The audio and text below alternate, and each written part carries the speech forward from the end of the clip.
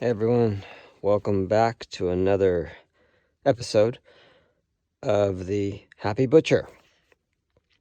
I'm your host, the Butcher.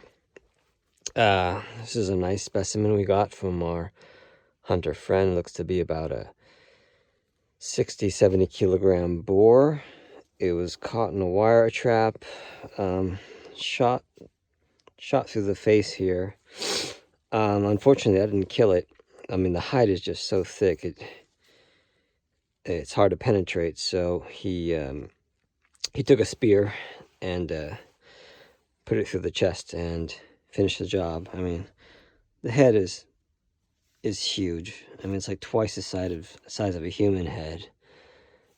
Huge paws, and yeah, this was a monster. Not quite as big as the one he gave me a month ago, which was like a 100-kilogram boar, but I mean, this is a nice size and it's got a lot of meat on it. So yeah, let's take it out.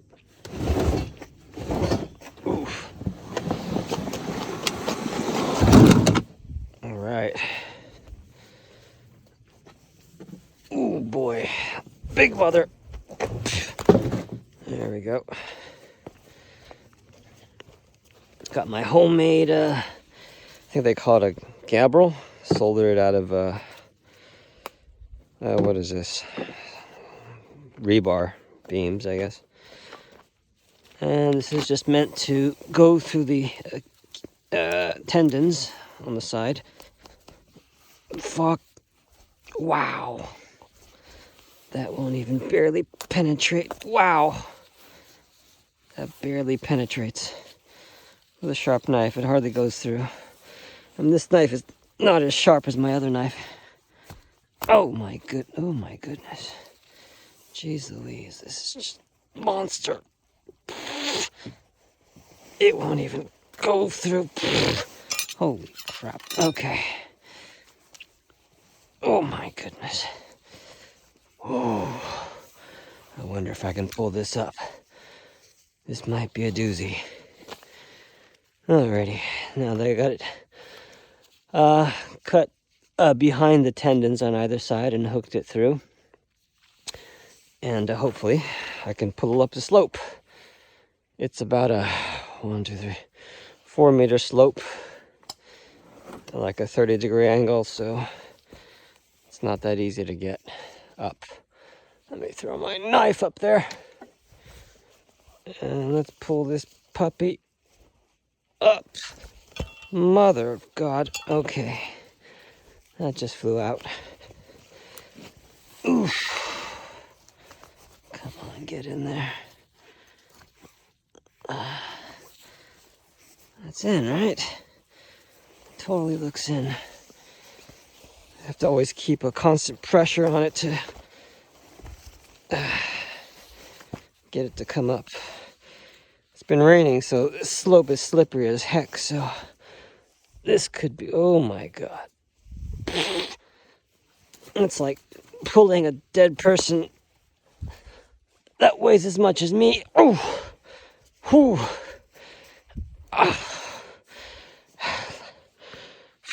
Little by little. Up the slope. Up the slope. Up the slope. I could use the winch, but it generally takes too long, and the incline's not that steep, so I can pull it up. Okay. Anyways, it was a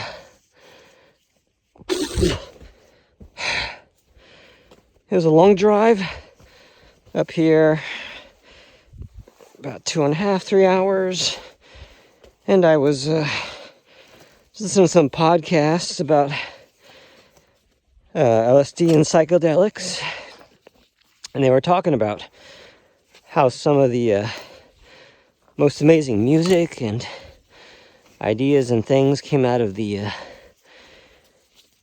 the hippie era, the 1960s, particularly a time during the 1965 and 1970. A lot of amazing music, amazing cars, a lot of amazing things came out of that generation. That generation well, LSD was completely legal. And I really don't think there's any doubt that there's no coincidence that LSD helped fuel all of those creative and interesting things in those times. A lot of my favorite music is from the 1960s.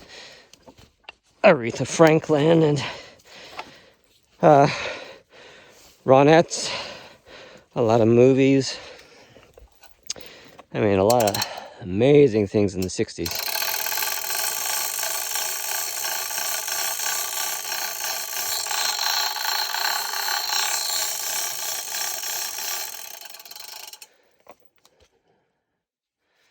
That looks like it's gonna come out. Okay, there we go.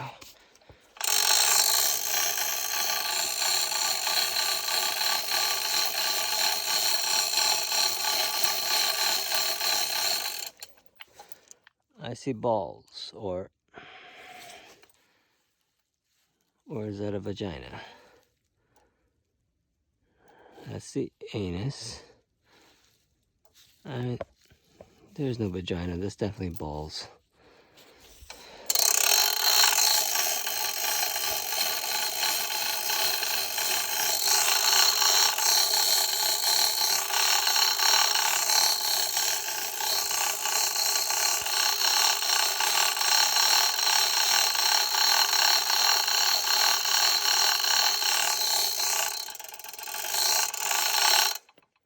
Alright, nice and hosted. Anyways, back to psychedelics. A lot of amazing art, music, design. I mean, a lot of great things came out of the 60s when everyone was basically on LSD. So it goes without saying that I'm sure it had some kind of huge influence, LSD, on art and a lot of things happening during that time. And then the government outlawed it, and well, suddenly it wasn't accessible anymore. And then came the 1980s, which had some really not so cool stuff, not quite like the 60s. It was kind of a disaster as far as, I don't know, music, design, anything creative. There was a lot of great stuff that came out of the 80s, but when you compare it to the 1960s, not even close, you know?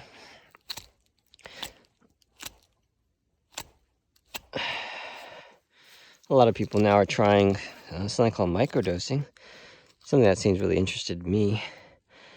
In my time as a young guy, growing up in LA in the 90s, especially during high school, yeah, we had our local classmate drug dealer who was tied in with the mafia.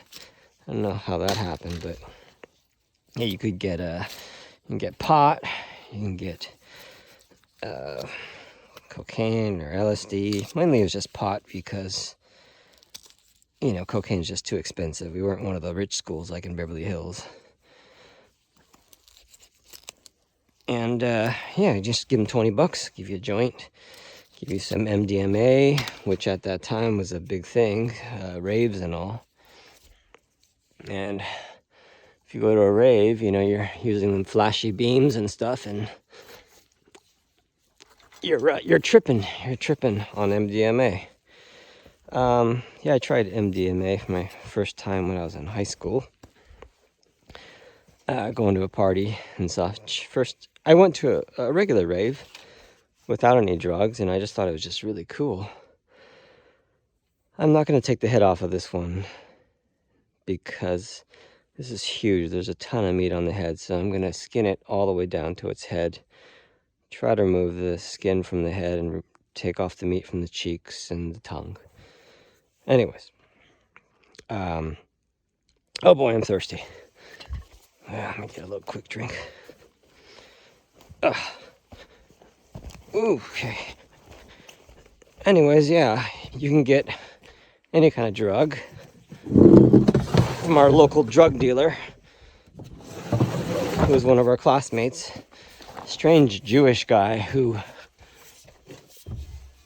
pretended to be black and acted all hard, as they would say it. I'm sure this day and age you have a lot of weird people trying to be black to be cool.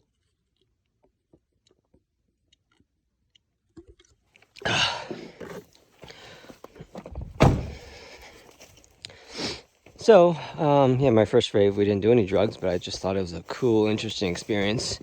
You know, being a high school senior, me and my friends would go to downtown LA, and it's like abandoned buildings, just this instantly advertised rave. You make a phone call 24 hours before to tell you the location, so the police didn't have enough resources and time to crack down on it.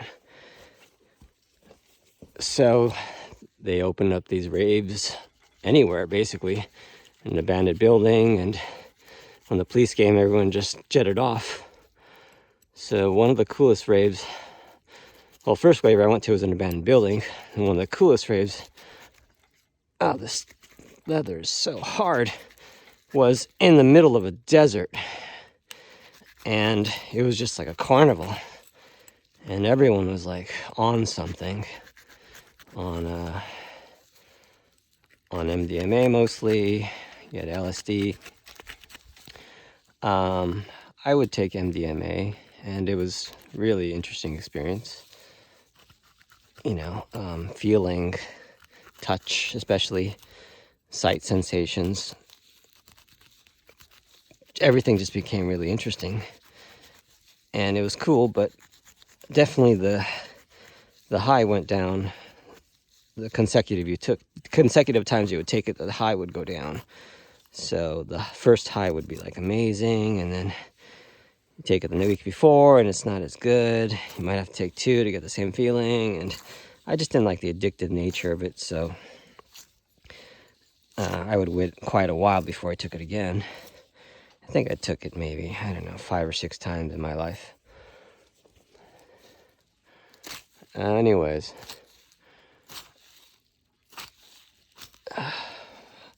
I guess I'll go into a little bit more depth about my experience, my first experience with LSD.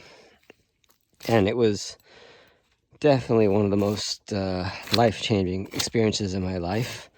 I think I touched upon it in earlier episodes, but let me get a little bit deeper.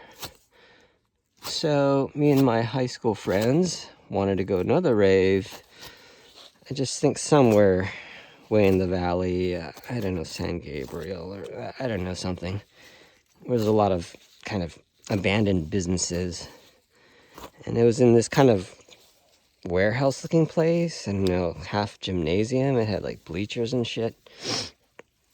And me and my friends, yeah, we had some MDMA.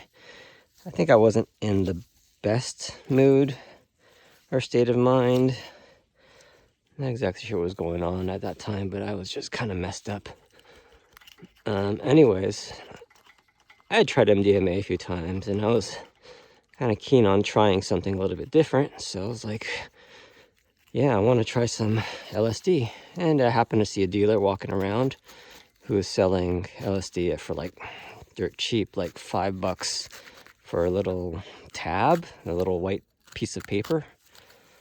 And just to put it in your tongue and let the experience begin. So I bought a little tab of LSD for like, I don't know, $5 or $20. I think I paid 20. I think I paid $5. It's a tiny little piece of paper. I put it under my tongue. I kind of wanted to be alone, separate from my friends. Not exactly sure why, because I wasn't sure what was going to happen. Anyways, I took the LSD, and I thought I would just, you know, see shapes and shit like people always say when they take LSD, and laughing and all that kind of stuff. Unfortunately, that wasn't the experience I had. I just felt like I was losing touch with reality, and time would move funny. Like, the sound of a rave, you know, it's like boom, boom, boom. The sounds would change. I noticed first. I didn't get any visuals. The sounds changed. Like instead of boom, boom, boom, it was like boom, boom, and that was just like really weird. And it was kind of scary, you know. I felt like I was losing touch with time. So that kind of freaked me out. So I just tried my best not to panic. And I laid down on the bleachers. And I don't know, I convinced myself I was becoming a part of the bleachers. And time was just moving so weird and slow. And I was kind of panicking. And I don't know, some weird instincts took over. And I just felt the need, I just needed to get out. I don't know, get out of the place, just get out and leave. Like, nothing was wrong with the place. It's just like my inner demons started speaking, you know, my inner demons to leave or get away. And that has like been with me my whole life. I think just psychologically thinking like that was me wanting to get out of my home. It wasn't a terrible home, but it wasn't a good home. And I think subconsciously I just wanted to always get away, you know. Something told me I needed to get out.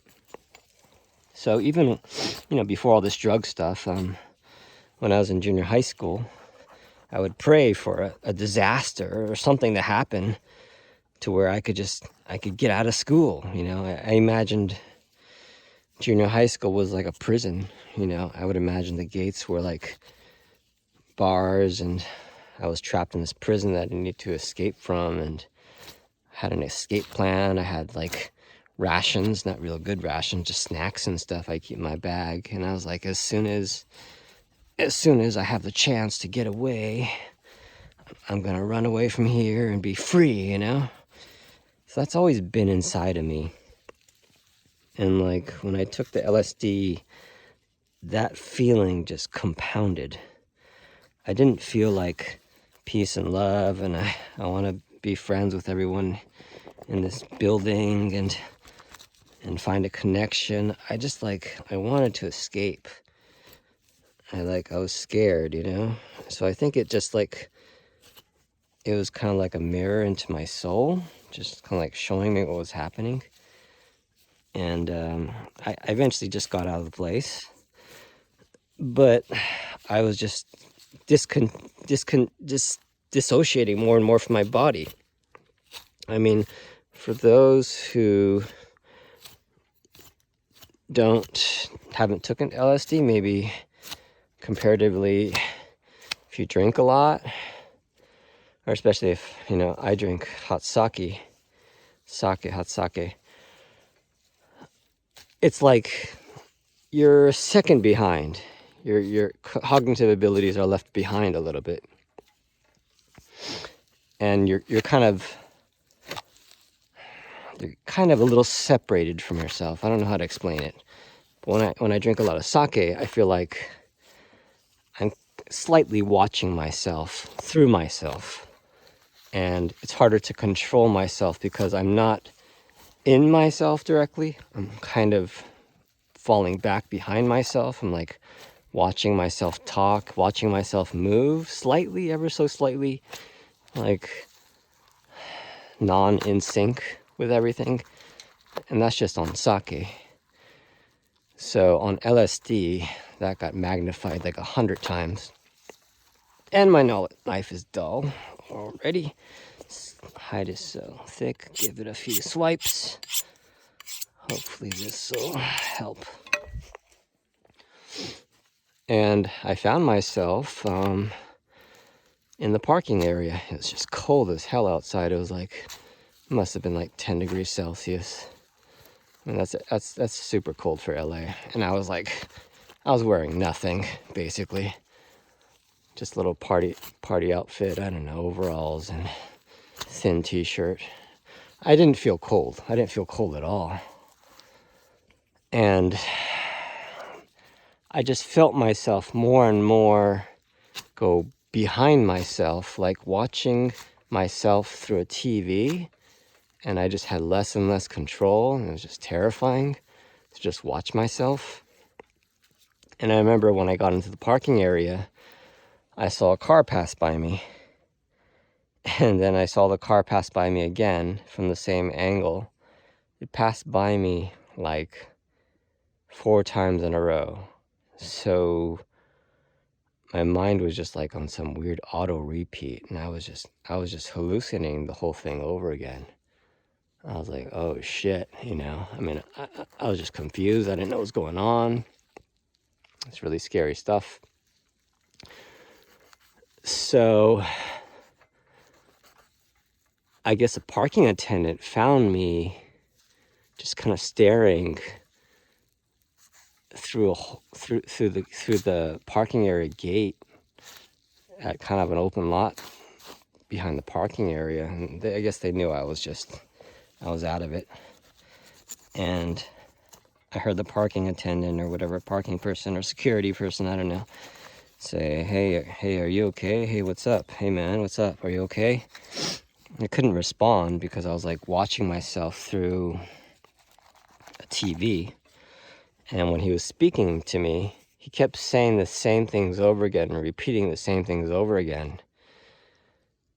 And, I mean, he wasn't repeating it, but my mind was. So I was just completely out of touch with reality. I didn't know what was going on. So that security guy, I assume, he took me back to the office,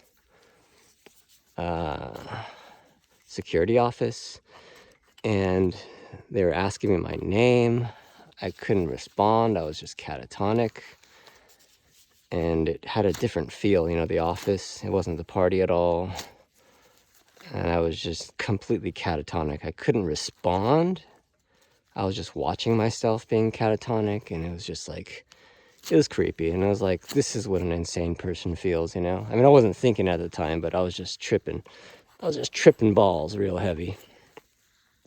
And I heard they stopped the party a few times, and I had a little like dog tag on me, and they called out the name on the dog tag. Unfortunately, that was my brother's name, and they couldn't pronounce my last name. So when they stopped the party and said, hey, this guy's at the office, come pick him up if he's your friend. My friends didn't hear the right name, so they didn't think it was me. I heard they stopped the party a couple times trying to locate a responsible person for me. And, you know, they don't want some young 17-year-old kid all fucked up and, you know, Asian kid, his parents come and cause shit. You know, they don't want that kind of stuff. So, well, anyways, my friends finally, it was like 4 or 5 in the morning. I was tripping for 6 hours. Fucking 6 hours. And, yeah, my friends finally found me and like, oh, thank God we found you, man. And are you okay? And we're so worried about you. And I was still catatonic. I couldn't respond to them. So they just kind of guide me to the car, apologize to the staff. And my friends were like all freaked out, like, oh man, Gary's gone like crazy, you know? He's like, the butcher's gone crazy, sorry. He's gone crazy and he's catatonic, and what are we gonna do? And dude, his parents are gonna kill us, and we like, you know, it's our fault and shit. And I remember hearing the conversation and the panic in their voice in the car, and I didn't have any sense of myself. I was just like watching a movie, basically. That's all it was. And anyways, they took me to like, I think it was a Denny's. And, yeah, the sun was beginning to rise. And, you know, they're just looking at me like flabbergasted, like, dude, when is he coming back? He hasn't spoken for like a while now. This TV screen started slowly coming back, you know, closer to me, slowly, by little, closer and closer to me. And I began to get back into my body, essentially, because I was in that place watching myself from that TV, and I slowly started to move my mouth and like move my hands, and it was like, complete paralyzation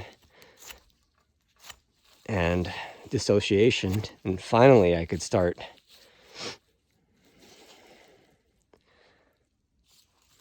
Where's the balls? I mean, those are the balls? That's the penis.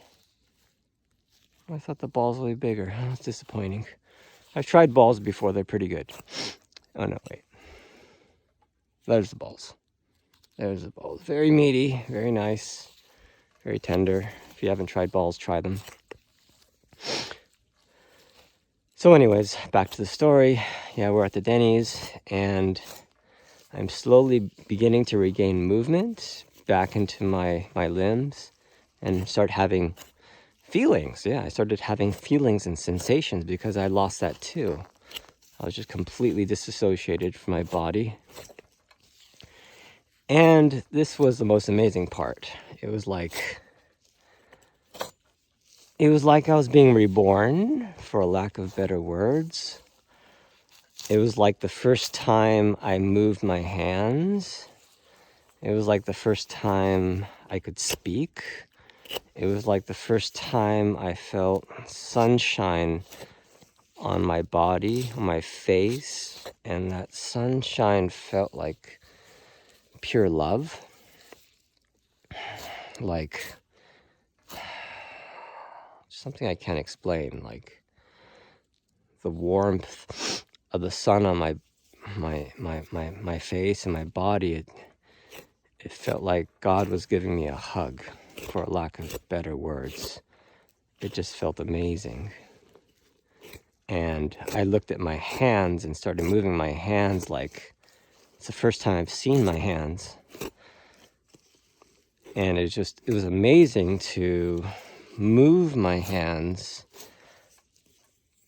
by myself, like I had been in paralysis for a long time.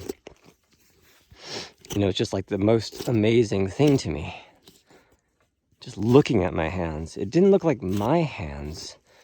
It looked like an alien's hands. Like from the first time I've seen hands. It was just really weird. And I kept looking at my hands. I kept looking at my friends, and my friends were waiting for me to start speaking again.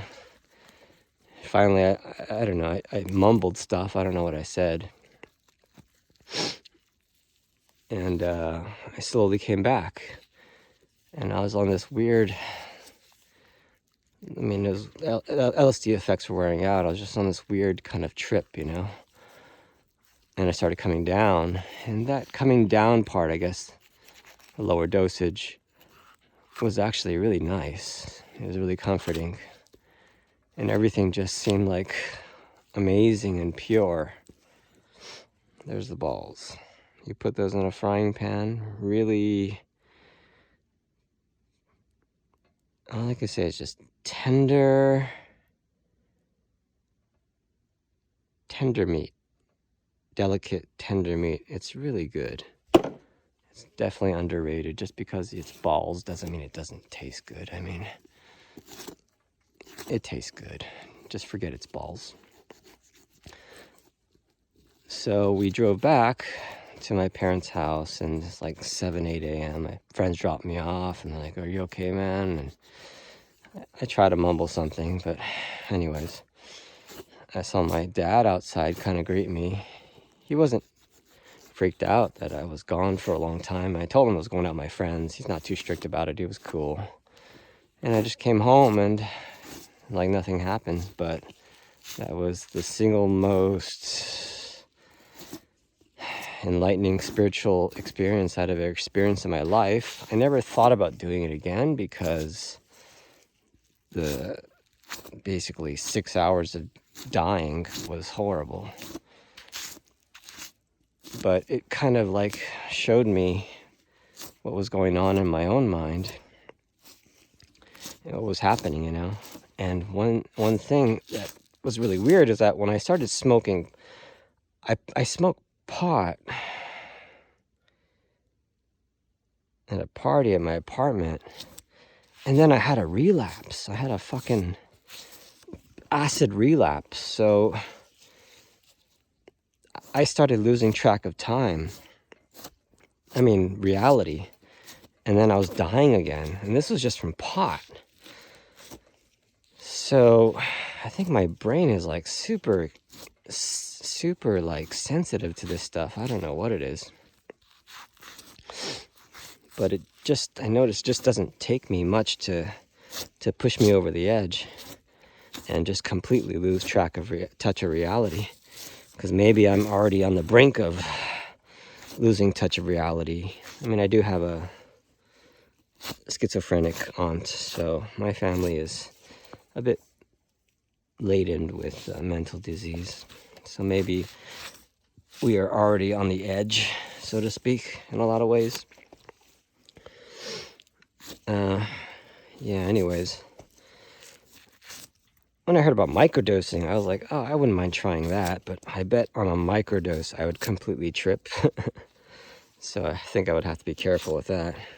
And I heard microdosing is legal as long as you don't sell the mushrooms, but you can buy the spores legally and grow it yourself, and that is completely legal. As long as you don't, like, sell it. That's, like, the law, anyways. But if I could get to that low dosage level, you know, where I had that kind of Zen kind of, like, feeling of peace, and sunshine can feel like the hug of God, I wouldn't mind that. If it's just a lower dose, you know. I took the whole tab, so I heard that was just, you shouldn't do that. You should just take like a quarter at first and see how you are, microdose, you know. I just took the whole tab, and I shouldn't have done that. But I don't think that LSD or psychedelics, I don't think they take you away from reality, as most people think. I think it takes you closer to reality, and that's something that maybe we just can't handle. It's like being on a really high-powered machine or horse. You just have to kind of learn to handle it, you know. It takes practice and time to adjust yourself to handle that thing. So maybe with microdosing or a bit of practice, you could find that delicate balance of, you know, being in that good zone. And it's not about being high, you know. It's a complete opposite of, like, most drugs out there. It doesn't make you bigger. It makes you smaller, if anything, you know.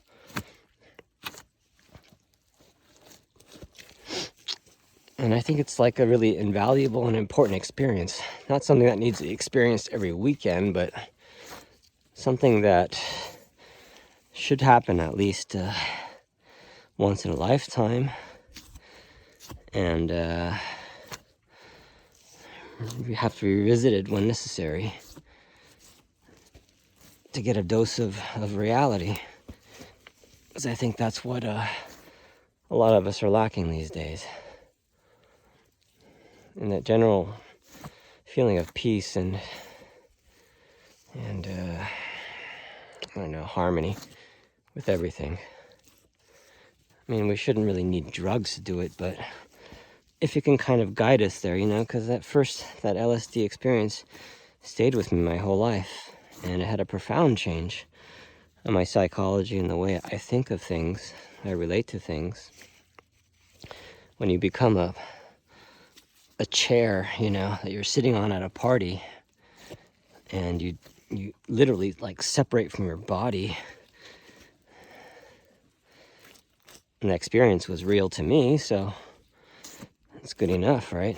It's reality for me, and that was what happened. That was what's real. Oh, this is tricky to get around this head. This hide just doesn't want to come down. Maybe I should take it in slices. Might be better. Oh boy,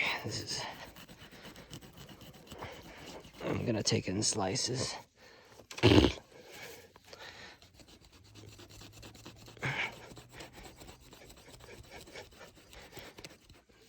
So you definitely can't categorize like heroin or cocaine or meth with psychedelic drugs. It's just not the same thing. In fact, if you give it to most people, they just might not want it. They're not going to want to take it again. It's definitely not like a repeat experience most people don't want to have. I think it's a necessary experience, but I don't think it's something people will want to repeat. But it's important to question everything, question reality, question time. And the second time fuck, this is heavy. When I tripped after smoking marijuana, like my acid trip, time slowed down. Like I was literally watching my clock next to my bed, and I literally saw the second hand move like super slow, like tock, tock, like 1 second would turn into 10 seconds, and that just scared the shit out of me. I was like, oh my gosh, if this persists, I'm gonna be in this trip for years. 6 hours is gonna feel like months maybe, and I don't want to be in this experience in months. So, and then I felt that need to get out again, like I was suffocating, like I was having a panic attack, that same thing. I think that was just the trip or the psychedelic just showing me my mind, just showing me what's going on, and telling me, hey, this is what's wrong. You might have to work on this, But I guess we all try to run away from those warnings, from our traumas, our fears. We run away through other drugs and alcohol and liquor. And I think psychedelics can bring you back to it and help you address it and take care of it. So in some sense, it's very therapeutic, and it could be a really helpful thing. So definitely more things need to be looked into as far as psychedelics and the such are concerned. Okay, this is really hard to find the cheek meat. Oh boy. This is a lot complicated than I thought. I'm peeling the skin around the skull, so yeah, this is not easy. But there's a lot of meat around this head, so, and this is a big boar, so I'm gonna take the time. We got time. We got lots of time. I don't need LSD to tell me that. So yeah, we should question time, because it is relative, Einstein's relativity tells us that. So our feeling of a very definite feeling of what time is bullshit. And psychedelics point that out too. Spits it right in your face and says, hey, this thing you think about time, yeah, it's not real. But how many people could handle that kind of thing, Time is not real, that concept. Most people just won't be able to handle it, just freak out and go crazy. Like maybe trying to take a stray cat in a car and trying to domesticate it at your house. Maybe you could eventually do it, but cats get really freaked out. I tried to do that with one of our stray cats, and it was just scared out of its mind. It just wasn't ready. Some are, some aren't. Maybe that's just like people too, you know? Some are ready for the experience and some aren't. And if you're ready for it, it could be a really important thing, but if you're definitely not ready for that type of thing, you shouldn't be experienced to it. But generally, I think humanity should be ready and experience that kind of thing. Son of a gun. I mean, this is its head, but damn it. This is all the cheek meat. I just missed it. This is a lot harder than I thought. Okay. Wow, this is all the cheek meat. It's not as easy to take off as I thought. I did it before after I watched a YouTube video on it. Some English butcher teaching how to take all this meat off the head, but in this setting it's just it's a lot more difficult and it's not worth the time, so screw it. Oh wait, that's a cheek meat. Oops. Oh, anyways, I'm past the mouth, so I'm home clear. That's the cheek meat. That's the cheek meat. These are some weird glands. I don't know what those are. So yeah, I would definitely recommend if, for example, my kids had like chronic depression, I would definitely think about psychedelic treatment in LA just as seriously as maybe regular medical treatment from a hospital. If anyways it wasn't working, definitely that would be an option. There's lots of good evidence to show that look at all that head meat. Fuck. Psychedelics can help treat depression and all different types of ailments. Even help people with Alzheimer's and autism. That was surprising when I heard on the podcast. I'm missing a knife. Oh, there it is.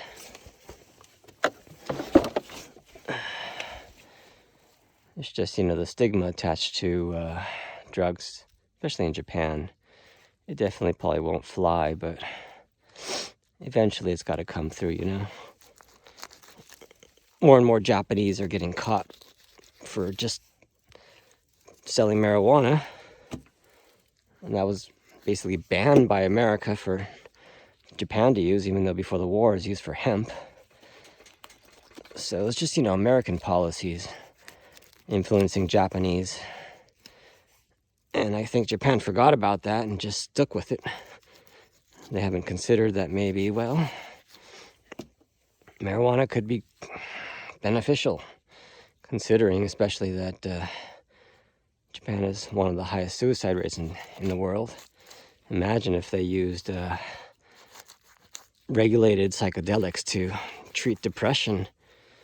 You have fucking salarymen having trips and self-realizations and stuff. That'd be awesome. Maybe when they wake up, they might not work so hard because they have a better understanding of reality and consciousness.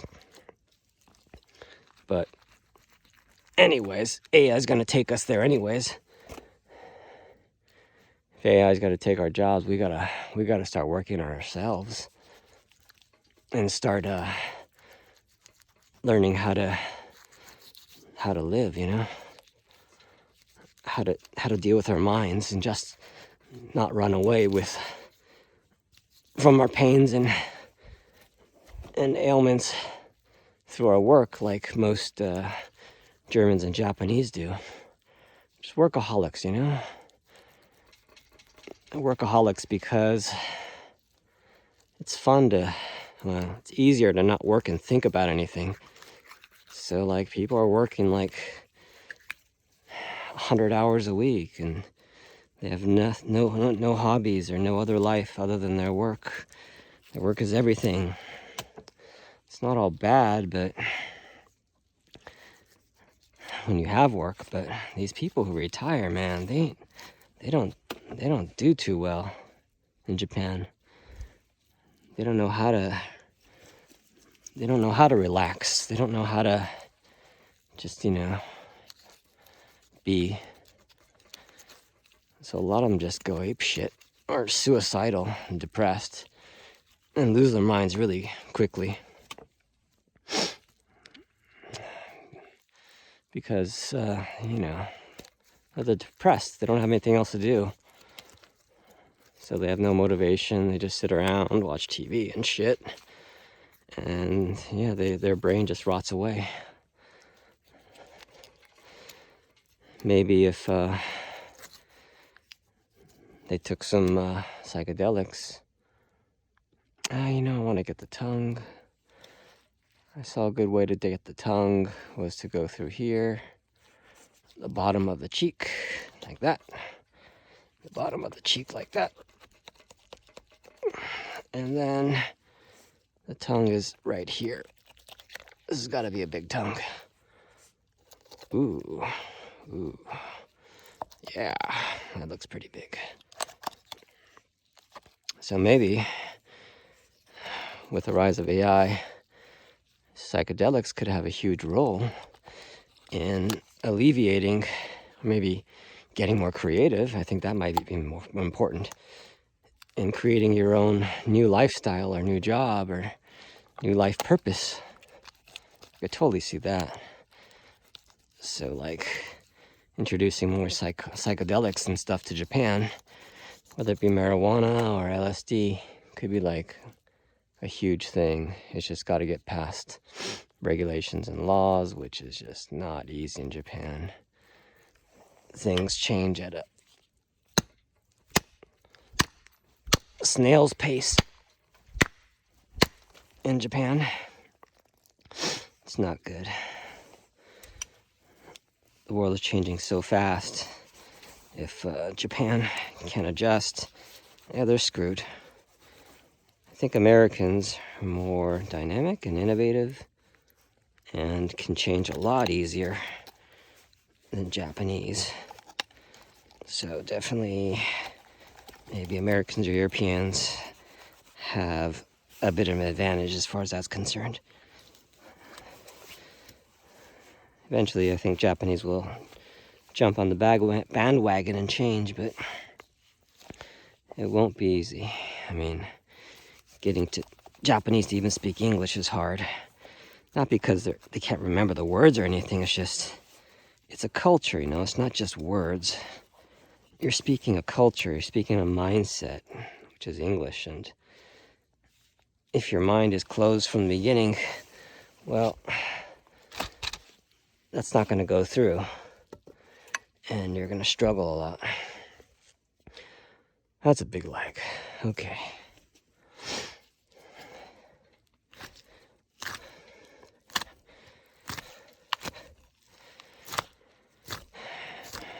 But definitely there's got to be some maybe underground culture or some more easier ways to get Japanese to open up to this type of thing, or Americans as well, and release the stigma attached to what people think psychedelics are. I mean, if things go smoothly in America and are accepted, eventually it's going to come to Japan, because just Japan follows everything America does. A lot of countries do. So yeah, America legalized pot 10, 20 years ago. In Japan, it's eventually going to come, sooner or later. It's just going to take time, that's for sure. Oh man, this meat looks amazing. I should take some home with me for sure. Maybe I'll take a back strap. That'll be amazing. And this thing doesn't stink at all. it is just cold as hell, so it's just like it came out of the refrigerator. Awesome. Yeah, but yeah, that my psychedelic experience definitely changed my life. That's no doubt, and it wasn't any mistake. MDMA is just like jerking off. It felt good, but it wasn't anything profound. Nothing of any spiritual or significant nature. I assume cocaine is like that too, or other drugs. But definitely psychedelics are on another level, and their benefits need to be researched and need to be studied. A lot of musicians can't live without it, I hear. Hear Dr. Trey smoking pot, Beatles smoke pot, all these guys poke smot, President smoke pot. It's definitely not at all harmful and demonized the way the media says it is, or the government says it is. Yeah, sure, it could be a gateway drug, but I definitely think the positives outweigh the negatives, in this case, if regulated and used properly. It's not like legalizing meth or legalizing cocaine. It's definitely a different animal, that's for sure.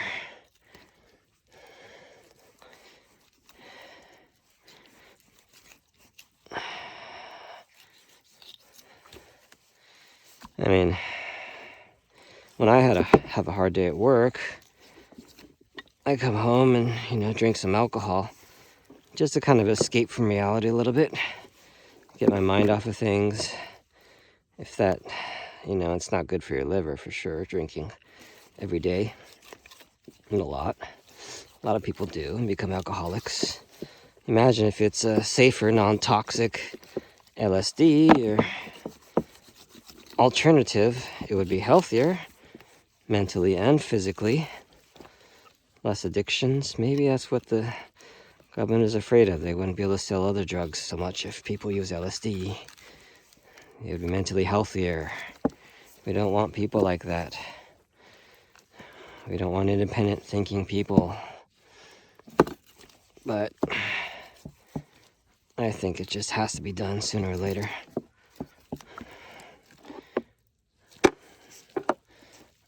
There's a nice bone. That was a lot of meat. Holy crap.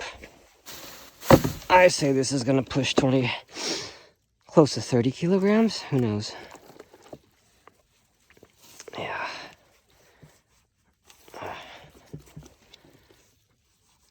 Yeah, I think I'll take up microdosing soon.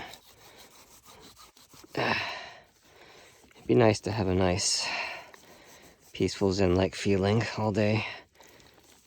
It's probably not the experience though, but I'm sensitive, so I'll probably feel a lot more than most people. Or I might just trip out. That might be scary. Tripping out during English or tripping out during work. That would not be good. But, yeah, again, if it's regulated, like, taking medicine, it could be a good thing.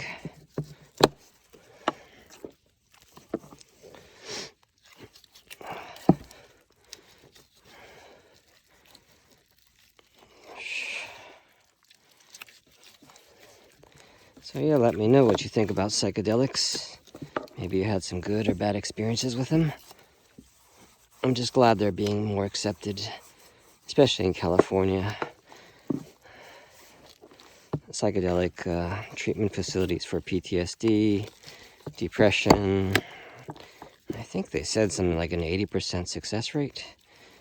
Addictions, I don't know, tobacco, any types of addictions. I heard they have an 80% success rate, which is pretty awesome if that's true.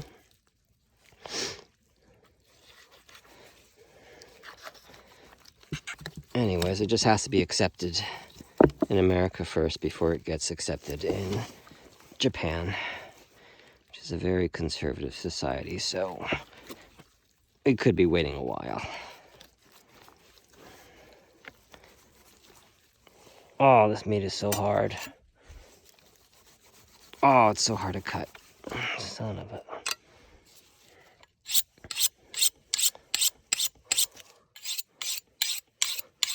Basically, this like serrates the knife, you know, turns into a saw. It's not really sharpening, it just serrates it. Okay. Yeah, kind of. Fuck. Kind of better.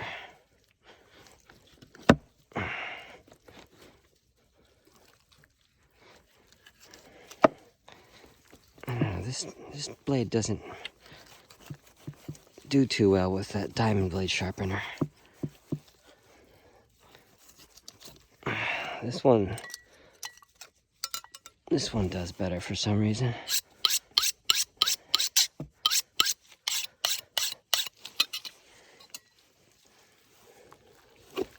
There we go. Yeah, that's better. Oh yeah, cuts right through.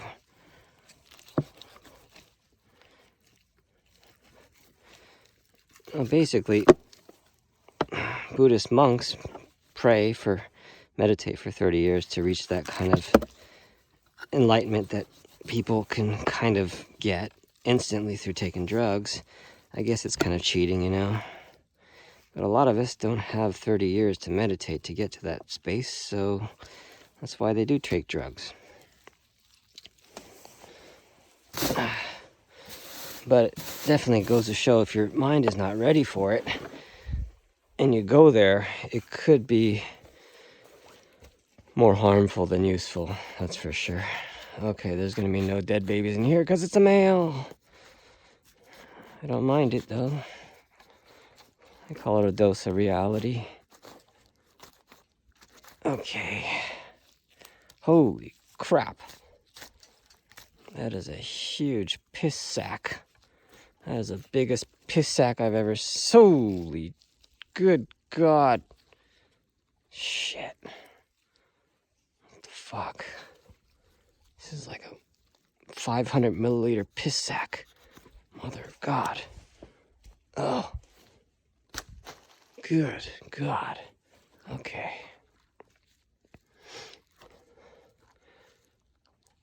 Alright, and let's use our shit stick. Push this shit back down.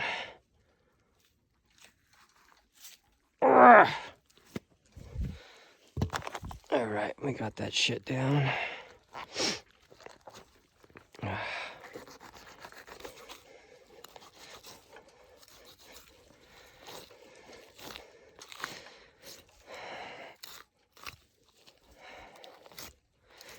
You know, what happened to all the people in the 1960s? They had these profound experiences, and then they were just shut down by the government, you know?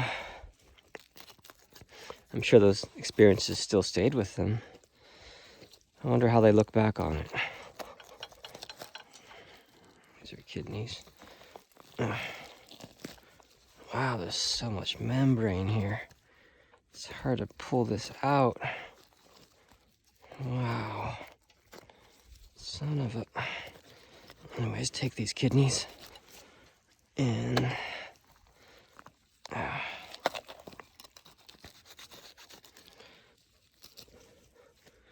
I agree, you know, we shouldn't have to take substances to be enlightened. It shouldn't have to be that way. Maybe Chat GPT or AI could show us a more natural way to get there. It's a little bit faster than meditation. Wow, look at all the steam coming off this. This is pretty fresh. This is like a few hours old.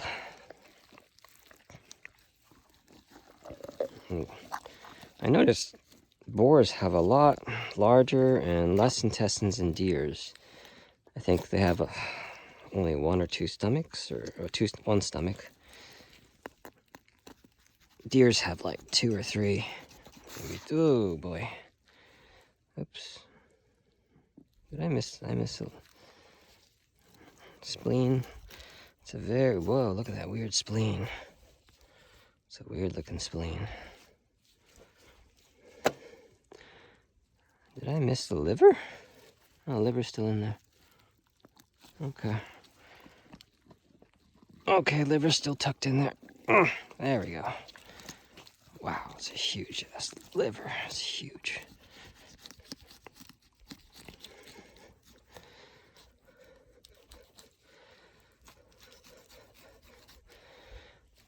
Yeah, so I was saying we shouldn't have to depend on drugs to get us there, but they definitely can be a tool for helping us. Just like medicine, you know, I mean, a lot of people are anti-medicine because they say it takes away from your immune system's ability to heal itself. Just let the immune system do what it does and heal itself. And those people don't take any medicines. And I bet their immune systems are stronger, but we use medicines as kind of a little bit of a crutch to, you know, get us healthier a little bit faster. I guess, you know, I would let my immune system take care of me, but if I have a flu and let my immune system work it out, it would probably take over a week. Or maybe not a week, maybe 3 or 4 days. As opposed to medicine, where I would get better in maybe 1 to 2 days. So, yeah, that's kind of big, you know. At least in Japan, taking off 1 or 2 days as opposed to 3 or 4 days. So, yeah, you kind of choose to take more time off so you can hurry and get back to work and get done what needs to be done. Too much sick time takes away from productivity. In Japan, the only good excuse for getting out of work is like a funeral or a wedding of a family member. So I heard weird coworkers, students, coworkers call in sick saying their grandmother died. And they say several times a year, my grandmother died. And it's like, how many grandmas do you have, you know? So they know they're just bullshitting, because that's the only excuse you can kind of make to get off work in Japan, which is really stupid.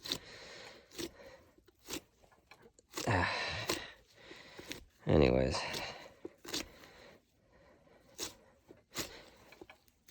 There's just so much breast meat. Very nice.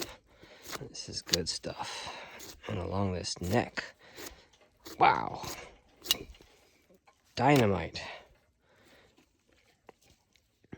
Backstrap. Cut that off separately. Damn, that's all. Holy crap. There's a ton of meat. Okay.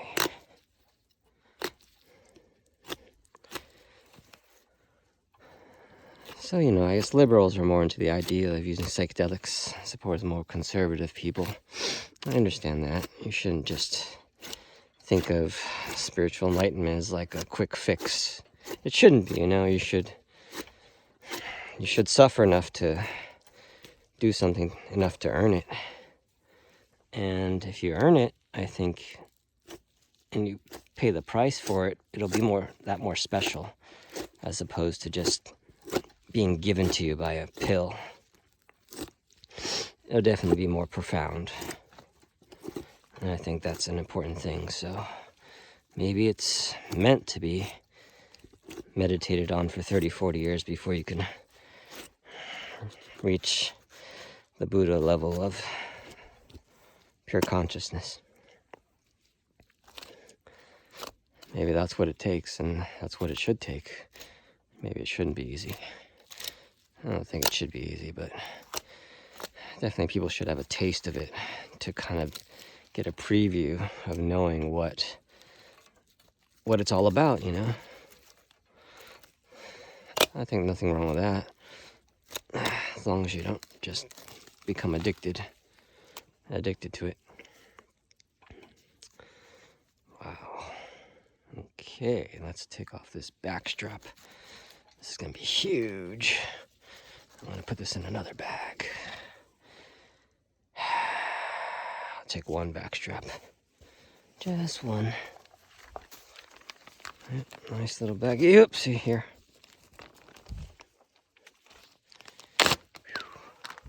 Alrighty. Wow, this is so thick.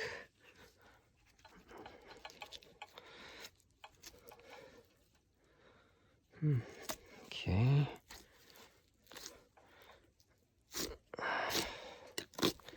Holy crap, this is huge. I mean, for a boar. Most are small out here, 20, 30 kilograms. They get huge in the States, I know that. Become like freaking sumo wrestlers out there. Out here, you're only going to find them up to 100 kilograms.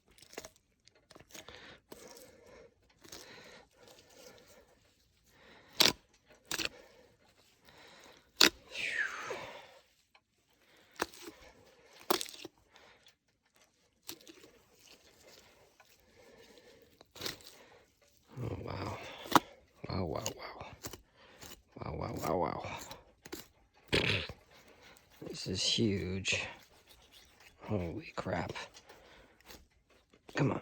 Where am I going with this? Woo! Look at that. Look at that. That's like... It's like a kilogram. It's a kilogram of meat.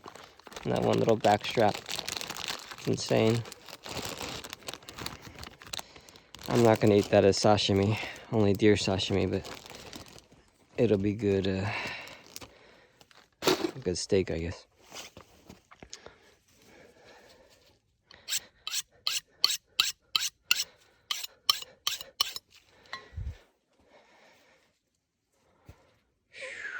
Okay.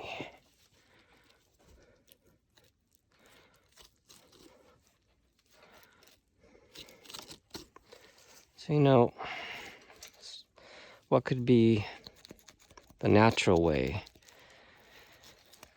that's a little bit quicker than, a little bit quicker than meditating for 30 years. There's got to be a midline area between taking LSD once and meditating for 30 years. Maybe that is what microdosing is.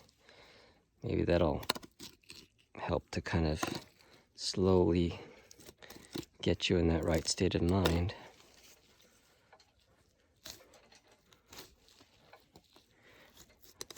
In the interviews I heard today, Joe Rogan show and Spotify from a leading psychedelic expert who was active in the 60s, was that it's all about the brain physiology and getting more blood to the brain in the right areas. And it's interesting, they saw more brain activity and connectiveness when people were using LSD. So there's something going on there. It's like you just become kind of a bit of a genius in a sense. I guess that's why artists smoke marijuana, because I guess they become like creative geniuses. That's the only reason why I think they would do it. Dr. Dre's always smoking marijuana, helping him write his songs.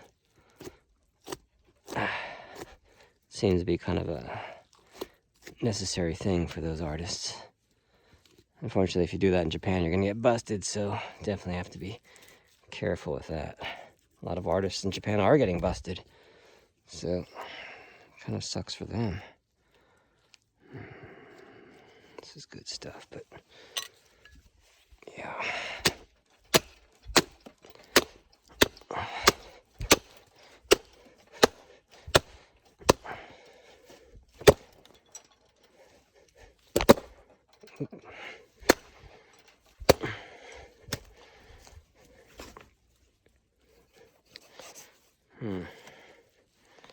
I usually put a little cut in here, and it'll fold in half real nicely.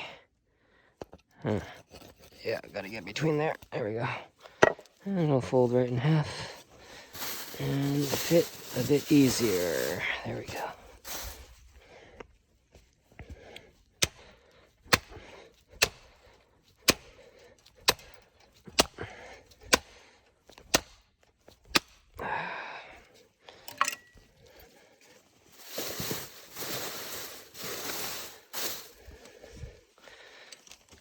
interesting thing I heard on the podcast was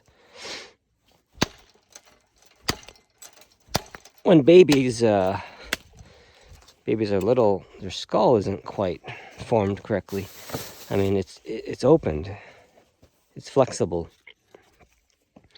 But when we get into our 20s, they say that flexibility, those holes close up, and we lose, I don't know, certain blood pressure, extra blood in our brains because our skulls close up. So people in the old times opened up their skulls, like not lobotomized, but kind of like drilling little holes in their skulls to get their brains heartbeat kind of pulsing inside the brains. I don't know if that makes any sense, but I guess basically get more blood flow or something. And it helps with some people's intelligence, although it's quite dangerous because if you disrupt the membrane, you can cause brain infections and you can die. So it's definitely risky. May not be worth it if you have complications, that's for sure. I think they call it trepidation, or I forgot the name. But it doesn't seem to have super positive effects all the time, so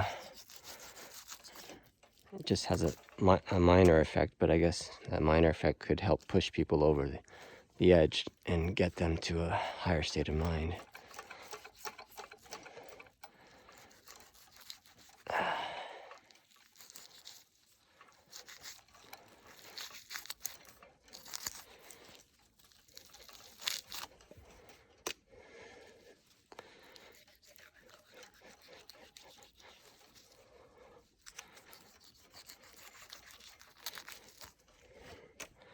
And it makes me curious, what are the actual physiological effects of meditation on the brain?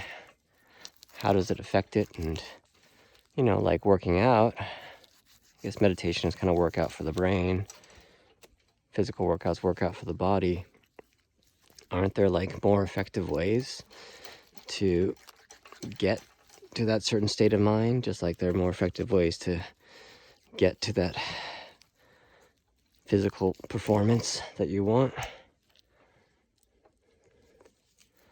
guess everyone's got their own style and their own ways, and there's not just one way to skin a cat, so of course it'll be different for everybody, but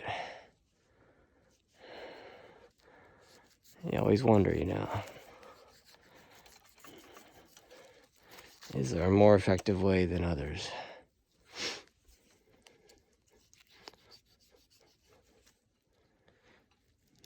Maybe the trick is to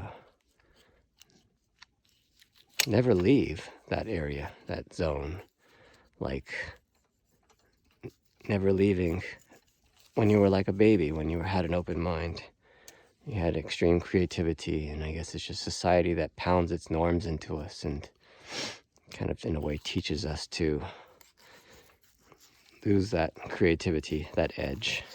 Einstein never lost it, but he was autistic, Maybe that helped him stay childish and playful and young, and in a sense enlightened, so his brain could access more of the universe than maybe the regular person, like Stephen Hawking. I mean, how do they come up with their ideas? How do they have just an enormous imagination, and there's just something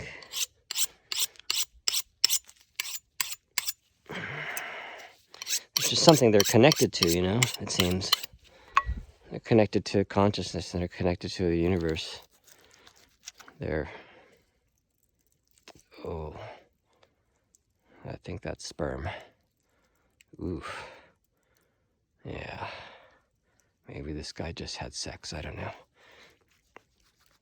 Oof. Ooh, spermy board. Ooh, okay. Whew. Yeah. So, as far as creativity is concerned, staying young and young-minded open-minded and creative. Maybe never growing up like a Toys R Us kid. Seems a pretty big thing and vital. We all learn not to be that way. We learn that childish things should be left behind us, because those are for children. Maybe we should never forget about those things. We should never unlearn them. We should change the values of our society, and maybe if those values change, there's no reason to meditate or be spiritually enlightened, because maybe we'll always be enlightened if we attain certain values that reinforce those things. That seems to make more sense to me. The values in the society we're learning is childish things should be given away, but isn't those childish things the things that's worth living for? It's not just about making money and gaining power. It's just so much more to life than that, you know? And we're not really taught that. It's not valued. Just chasing the dollar, chasing the money. And we think that'll give us happiness, but it just doesn't. Some realize that more than others. It doesn't help that society's always teaching us to value those things. So maybe that's the right direction instead of psychedelics. It's to change our values in society, to encourage youthful thinking, childlike creativity, not just power and money all the time. That makes a lot of sense. But the only way I see our society going that way is if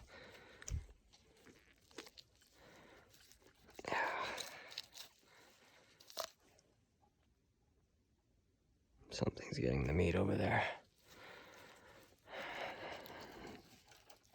The way our society functions, the way it values things is completely turned upside down, and I think AI will help us get there.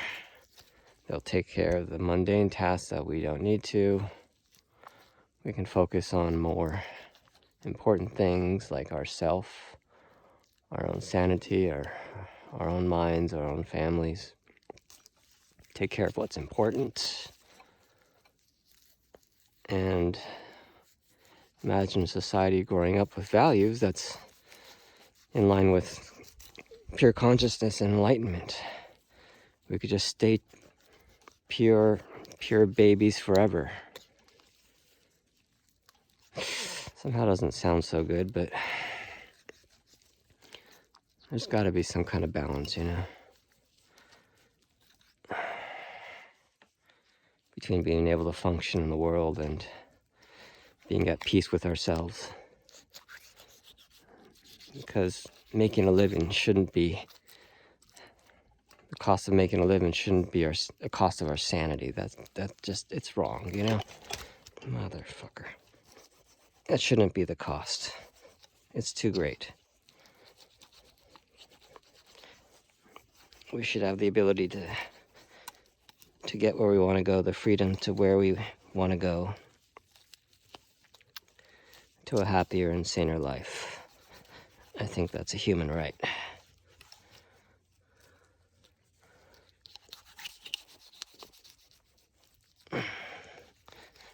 Oh, that's a big femur.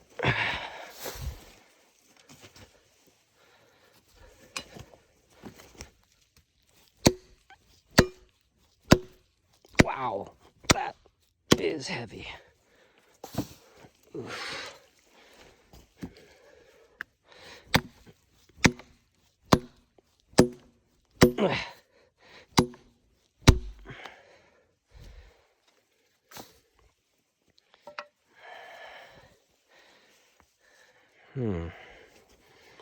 Okay.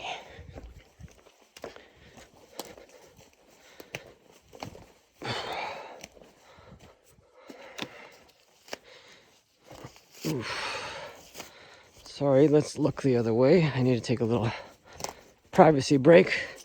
Don't mind the sound. Oof. Okay. Yeah, anyways, what I was saying was, we shouldn't have to search for peace and enlightenment because of our fucked up society and values, but it should be the opposite. We should grow up with those values and continue with them. So we don't have to be searching for that peace and enlightenment. It was always in us. It was in us when we were born. And we should have a society that would allow us to keep that peace throughout our lives.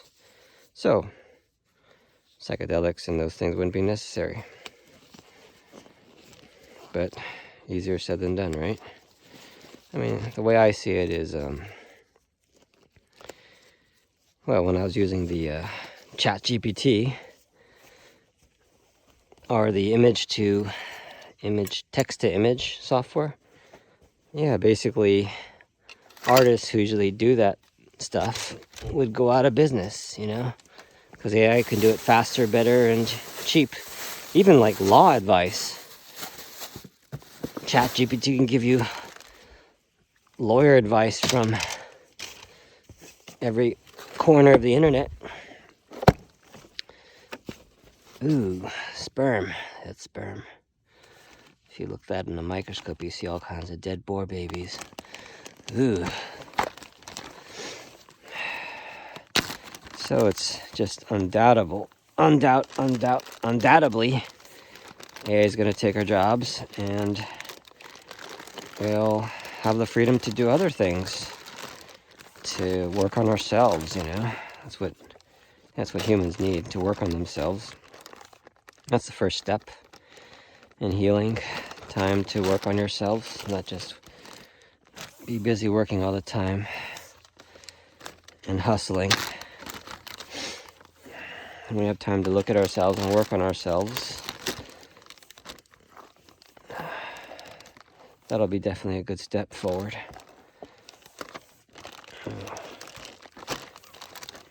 And the next generation will have even less to do. Could be raised in that society where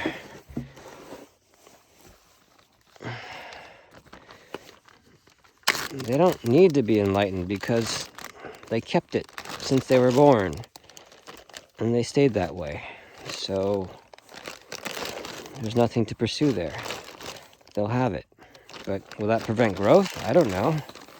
Are humans supposed to suffer before they become enlightened? Does it take away from the experience? I mean, when you look at a movie,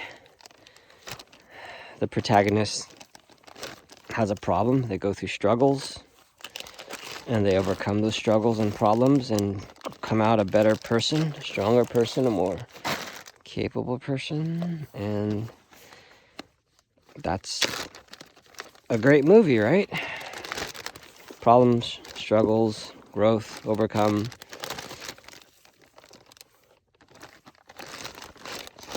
Would you really watch a movie where there was no problems? Wouldn't that be like a really boring movie? But why do we even watch those movies in the first place? Maybe it's just so we can take a look at our lives and see the problems that we have and compare ourselves to it, and through the movie we feel good about maybe somehow overcoming our own problems in our own lives. But if you didn't really have any of those problems,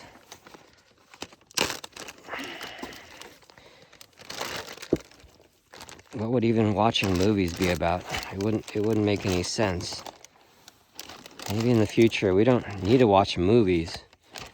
We could just sit down with friends, watch a sunset, go through a walk in the park, and that'll be more rewarding to us. A lot of destructive patterns in our lives. I think some things that just will be completely mysterious to people in the future. Why did you watch zombie movies? What was the point, you know? So you can feel better about yourself? I don't know. So you could feel like you're tough and you could survive the zombie apocalypse? I don't know.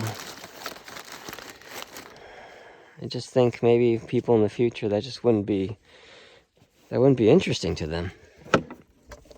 Because, man, they would have a higher state of consciousness, and the things that we found interesting and entertaining wouldn't be that to them. Oh man, there was like maggots spilling everywhere. Maggots. Where the hell did they come from? Shit.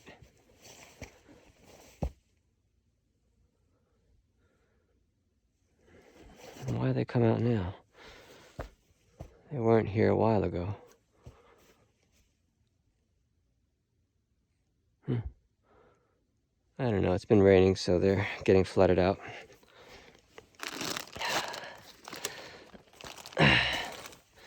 Well, it's going to be an interesting thing to see the progression of humanity in conjunction with artificial intelligence in the very near future.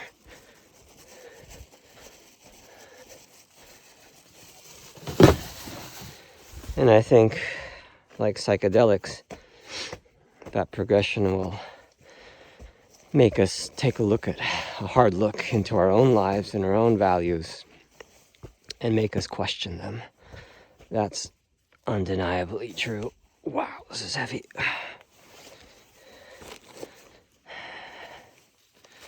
Instead of burying ourselves in our work, in our lives, in our dramas, suddenly those are non-existent anymore. And like those drugs that made me look at myself and my anxieties and my consciousness and my mind, AI is going to be the psychedelic drug of the new humanity. Psychedelic drug of the new humanity. And it's going to make us look at ourselves, whether we like it or not, and make us deal with the problems that exist within us. And I think that will help drive us to a higher consciousness. At least I hope. Okay. I don't know how much this is, but it's got a lot of meat. I say close to 30 kilograms. Got a big box of bones there. Actually, the bones is not that much. It's pretty small. I say it's a good 9-10 kilograms of bones. Total of 40 kilograms, which would make that boar close to 70 or 80 kilograms. I'm not sure. They have a lot of meat on them. Anyways, we're done. Hope you enjoyed the talk. All this shit was just coming out of me. I don't know where it came from, but I do think it was just working out stuff in my own head. It's late at night. I'm delirious, so I don't know. I probably won't even remember this in the morning. Anyways, take care, guys. Thank you for joining, and adieu.